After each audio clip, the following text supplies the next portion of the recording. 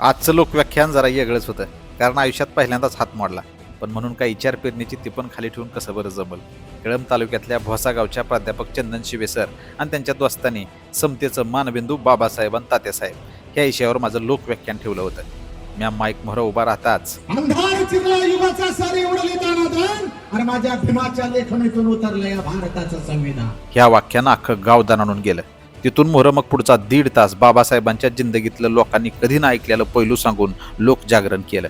आज पस्तोर मी हजारो व्याख्यानं दिली, पण गर्दीचा आटास कधीच धरला नाही. त्याच्यामुळं अवघं 5-50 माणूस जरी माझ्यामुळं बसलं तरी बी तितक्याच ताकदीनं मी विचार मांडतो. आज बी महामानव बाबासाहेब आंबेडकर आणि महात्मा फुलेंचा विचार तसाच पेरला. बोलताना अधूनमधून हात दुखत होता, पण त्या दुखण्यापरी सध्या समाजातल्या विषमतेचं दुखणं कमी करणं जास्त महत्त्वाचं वाटलं, म्हणून लोकव्याख्यानाला आलो. हात जायबंद असताना बी विषमतेच्या विचारांना म्या बाबासाहेबांचा समतेचा विचार सांगून वायबंद केलं, म्हणून गावकऱ्यांनी बी माझं मैंदाळ कौतुक केलं. माझं लोकव्याख्यान आयोजित केल्याबद्दल समस्त भोसा ग्रामस्थांना आणि चंदन शिवे सरांना माझा मानाचा जय भीम.